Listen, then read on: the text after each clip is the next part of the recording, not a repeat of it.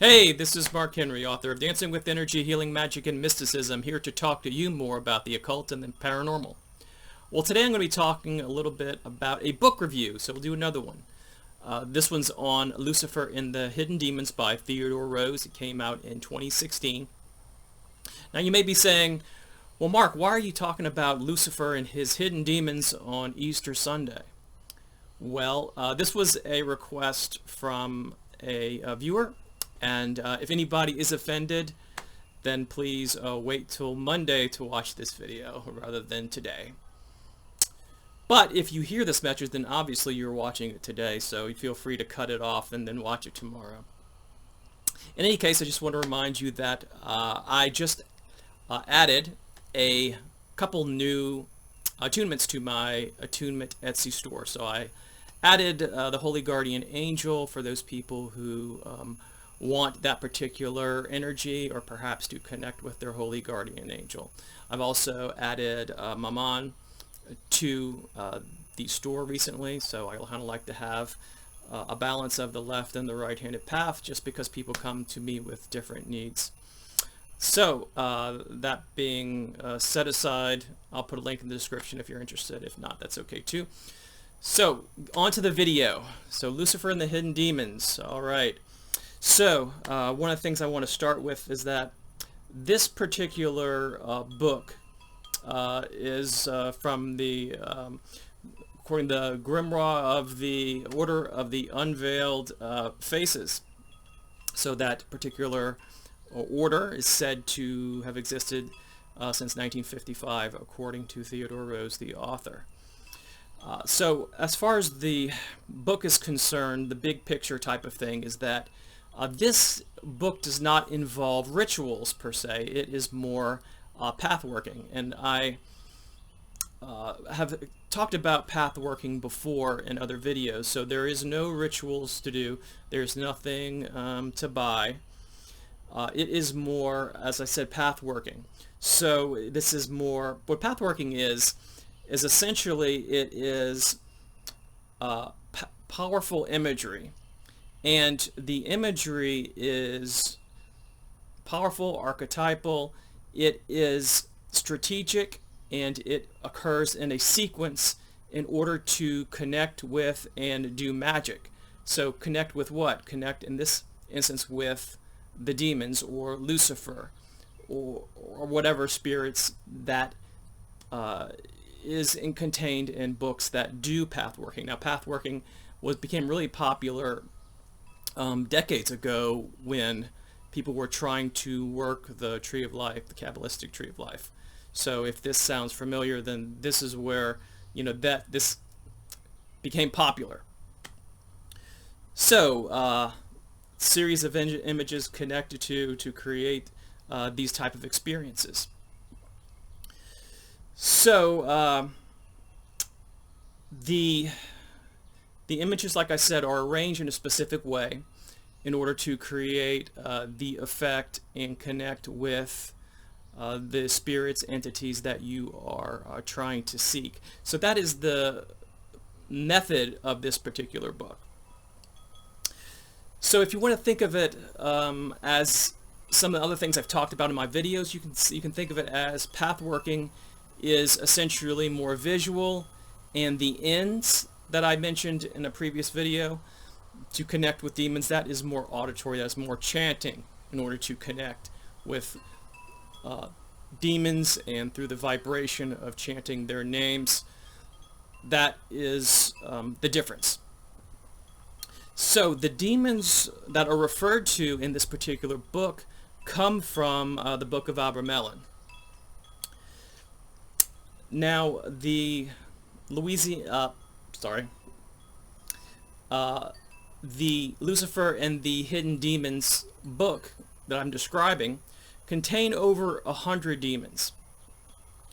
Now the way that that's kind of broken up, it's broken up into themes. So this is kind of a strength of the book, is that one, they kind of tell you the demons and where you can find them on the pages. Another way to look it up is by themes. You know, what is your purpose, your objective? So if you want to know about which demons are for sex and seduction, it'll tell you on a page with that. What about finances and money? It'll have that. Legal problems. They'll list the demons for that. Peace of mind, same sort of thing. So the book itself is pretty user-friendly. If you're interested in a specific demon, it'll say that. If you're interested in a specific purpose, and you're not too discerning about what it is that the particular demon will say which ones can do what. So that is a strength of the book. Now, in order to do the pathworking, one of the, I guess, the systems of the book is that to understand that there is a hierarchy, and at the top of the hierarchy is Lucifer. You can think of him as the chief demon king. Now, under Lucifer, but still a demon king, would be Leviathan, Shaitan, Belial, and I think that's it. Lucifer, Leviathan, Shaitan, Belial.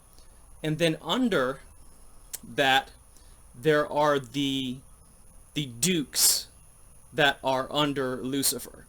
So those dukes would be Astaroth, Asmodee, Orions, Araton, Magath, Beelzebub, Paimon, and Amon. Now the other 90 demons, like I said, there's a lot, are under those specific dukes. So if you want to think of the hierarchy, there is Lucifer. There are the kings that he is also a part of, but he's the chief king. And under those particular kings are the dukes. And then under the dukes might be another lesser demon that could help you do what it is that you're seeking to do. So how do you actually use the pathworking based on this hierarchy? So you're always going to start with a pathworking to Lucifer. And then the Lucifer, once you go through that, you ask to do the images, and then you ask Lucifer access to a particular entity. Now, it might be that you go, depending on where they are in the hierarchy, that might be the next one, or you might have to go through Lucifer pathworking, then a Duke pathworking, ask permission, and then as a third step, arrive at the particular demon, which is another pathworking. So you could go through 3 pathworkings in order to get to your destination. But it is a hierarchy, and it's almost like a little bit of a bureaucracy in a way. So you have to go through what you have to go through in order for that particular demon. Now, I guess that's kind of the breakdown of how to do it. Now, most people are interested in Lucifer. In fact, Lucifer is probably one of the most popular and powerful demons of the set. In fact, at one point, and even in my store, there was a tie between Jesus and Lucifer. It's like they were fighting for, fighting for people's loyalty and attunements. But Lucifer, at this point, has won that particular round. So, Lucifer, if you're interested in Lucifer, what this book focuses on as far as Lucifer is concerned is that Lucifer is very good for making a situation resolve itself quickly. So you would go to Lucifer for a particular purpose, and in this particular purpose it could be empowerment or anything general that you want. It could be finances, whatever, but he can make it happen quickly because he has, according to this book, the power to distort time itself, which is quite a power. So some people can go to Lucifer himself, or to other things, other beings. That being said, what is my evaluation of the book? For those of y'all who haven't read this book, there are strengths and weaknesses of pathworking. One is that this book is simple and easy to do. Like I said, there's no formal rituals. There is nothing to buy. You don't have to give any offerings of any kind to work this book. So it's very accessible and user-friendly. Now, the downside would be there are those that say that they have difficulty visualizing and putting themselves into scenes and seeing things. And in that case, that might be a little bit of a drawback for you. What I would say is that I might work on that before you decide to go into this book. And then, just so you don't get discouraged and you get into the book and you're like, oh, I can't see this or whatever, I might work on that. That particular thing has been something that a very basic learning and ability in magic. A lot of times it is, for the old courses and the way they trained, old school style would be to work on that, because your imagination is the vehicle for a lot of different powers and faculties. It's the vehicle for astral projection. It is the vehicle for spirit communication a lot of times. Many times entities will speak to you in symbols and signs and things like that. So I'm not saying that if you have trouble visualizing you can't do magic, but it is definitely a plus. So the second thing, as far as my notation about the book is concerned, is that the book is well written. Okay, so it's very easy to read. There isn't a lot of jargon.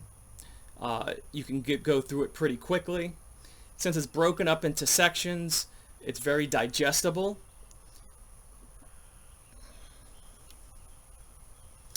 And as far as people say, well, what's the outcome? What do people say about it? Well, this book is actually pretty highly regarded.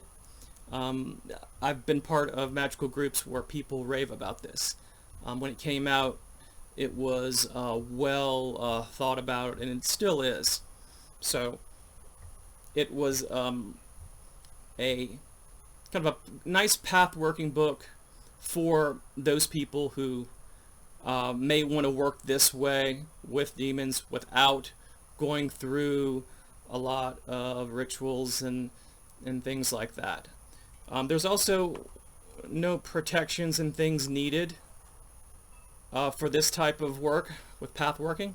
It's not something that is emphasized or focused upon. It's considered safe. So that is another difference between ritual magic and pathworking. By the way, if you're interested in pathworking, if you want a good book that I'd recommend, that would be Pathworking, Magical Imagination, The Key to Magic by Nick Farrell. He has a good book. And he also believes that pathworking is not only good for magic, but it is also good for the psyche, for healing, and for making us improve and develop as people through our mind, because these images and things are archetypal, they're universal, helps us get in touch with things within ourselves. So I would kind of recommend that particular book. All right, let me know if you have read Lucifer and the Hidden Demons and what you think. All right, so just as a reminder, check out the Etsy store if you want to acquire a spiritual attunement to a particular spirit, and I have Lucifer in there as well, so as I mentioned. So I hope that you all have a good Sunday, and I will talk to you in a future video. Take care. Bye-bye.